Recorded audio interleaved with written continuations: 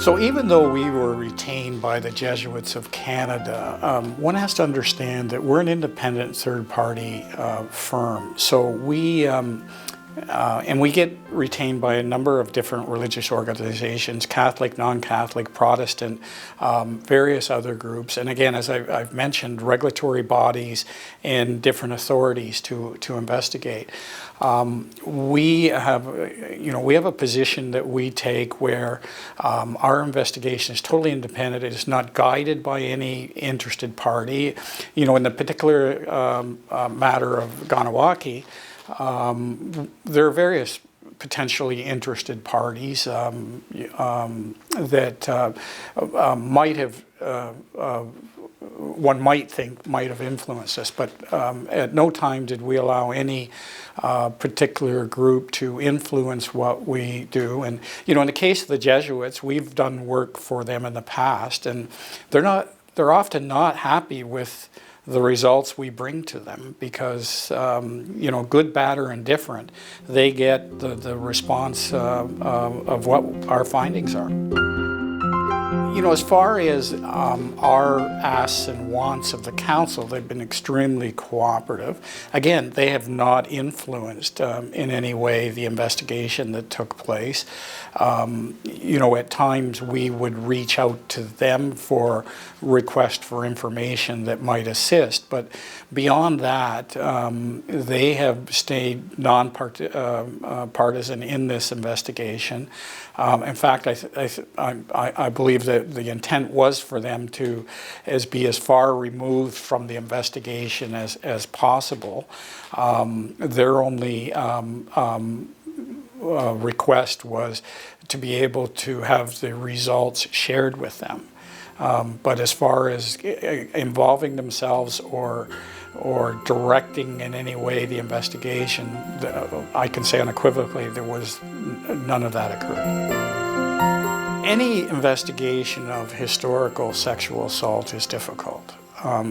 It becomes more difficult when the person who is the subject of the complaints is deceased. So I'll say that right away, that they are not easy investigations. In this one, we had to be very conscious of the various interested groups. We know that there was and I don't know how to describe it, but following the Kamloops discovery, a community protest group, if I can use that word, that was involved in the community that frankly, I believe a lot of the or the initial complaints came from. And so we have to be very conscious of the various interested groups. The difficulty wasn't necessarily the community we worked in. There's always an issue when you're dealing with an investigation of this nature during a pandemic. And so there was some, difficulties, but not necessarily because of the community. Historical records are always difficult. One of the things that we've found with the Jesuits, as compared to some other religious organizations and educational institutes and groups that we work with, their record keeping is typically quite good. They tend to archive everything. So we did receive the complete records of the archives pertaining to Father Lajoie, as well as other interested parties that we were looking at. More than half of our historical sexual cases, the complainant is deceased. So it's not an unusual circumstance for us. What we do is we look at the facts surrounding the particular complainant or complainants, and in a typical situation, we will meet with the complainants. And then there's a number of other interviews and processes that take place that allow us to try to come to a finding of fact of whether the complaint is legitimate or not. Often in the case of childhood abuse, a lot depends too on the age of the person. there is a difference between the memories of a 5 or 6-year-old compared to a 11 or 12-year-old. And so all these things weigh into what we're examining as we go through the process. One has to understand that we don't necessarily, and nor should anybody, be concerned because a victim hasn't spoken up previous. There are a number of reasons why a victim of sexual assault or any type of abuse may choose to keep that inside and not share it with external parties, and in particular family and friends and members of the community.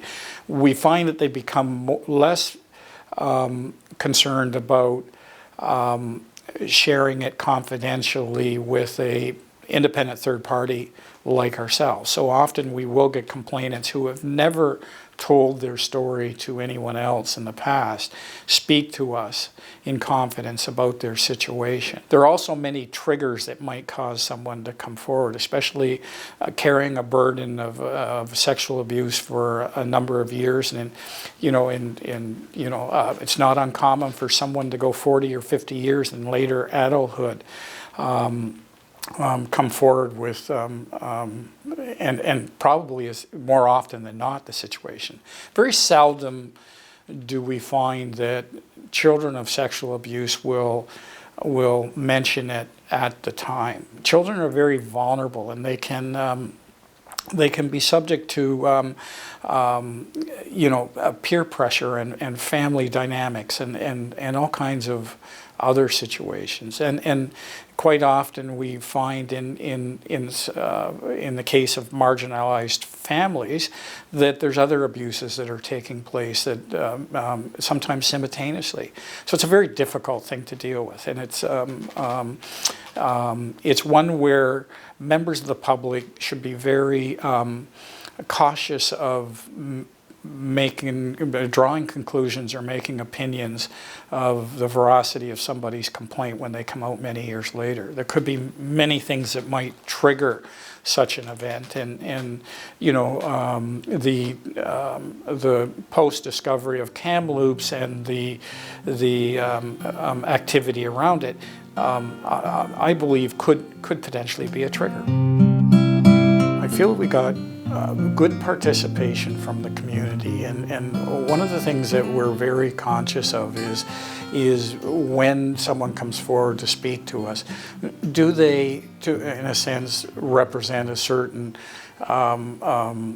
faction of the interested parties, and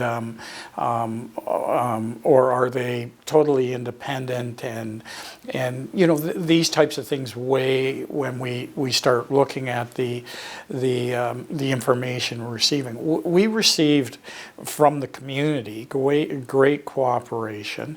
Anybody that we reached out to, with the exception of one of the alleged complainants, were cooperative with us, and it was a broad spectrum of people that we attempted to speak to, and in particular what we were interested in people that could speak to certain issues that did not have a necessarily interest in the actual outcome. For example, we had a number of people that came forward to speak to us that were not necessarily members of the Christian faith, okay? Traditional First Native faith followers, some of them. What was interesting is we had a number of people that we spoke to that were victims of residential school abuses. And in particular, a few people that came out to provide us with information regarding Father Lajoie's background, where they truly would not support a person that was responsible for childhood abuse having been victims of that themselves. And Some of them had their own history of this type of abuse from residential schools. So not necessarily someone that would support a known historical sexual abuser in the community. So in essence, we put a lot of weight on what some of these people would say, because they don't necessarily have a vested interest in the potential outcome of the investigation. There's likely not much more beyond what's in the executive summary that can be shared publicly. And this is not because we don't want people to know. This is to protect the privacy of people that did provide information to us. We protect the identity of the people, right down to the complainants. So we're very careful that our investigation report be kept extremely confidential. And you have to understand that the sensitivities of the nature of this type of investigation involving child abuse is extremely confidential. And for people to come out and share the types of information that were provided to us, it's important that we respect that confidentiality. And I think people just have to trust our judgment from our experience of handling these types of cases in the past, and the fact that we attempt to be as thorough as we can, and as careful as we can with conclusions. If we can't draw a conclusion, we won't draw a conclusion. It's just as simple as that. And as I said earlier, the key findings are presented, and that's what's important. Really, is what were the key findings of the primary allegations. In this particular case, the executive summary is going to be made available. One of our concerns is that initially we were led to believe there were as many as 20 people in the community that had been allegedly assaulted, or victims of some type of impropriety at the hands of Father Lajoie. And as you will see in the executive summary, only 3 people were identified, and really only 1 reached out to us. 2 of them we self-identified, and of the 3 alleged victims, we found that 1 had a case that was founded in fact, and I won't go into the details of why we did not find a finding of fact with respect to the other 2, although I will say that 1 did not cooperate with the investigation for whatever reason, which was somewhat concerning, as that person had spoken out publicly about this previous to media. So it was kind of perplexing for us as to why we didn't get that cooperation, but we can't answer for that person. But we did find a finding of fact that 1 person was abused. We just can't support the position that it was Father Lajoie due to a number of things that I can't share today here in this video conference, but that I can say that we do believe, number 1, that he was assaulted at St. Francis Xavier's in the mid to late 70s, and that it was a single incident. Unfortunately, the results, again, I go back to what I said earlier with respect to the Jesuits, even though our finding is that it was not Father Lajoie, they still hold some responsibility and culpability for the fact that a young child was the victim of an incident at the mission. Often a client will come back and ask us for recommendations. And often what you have to understand too is often the first report or findings that we provide may not end the investigation.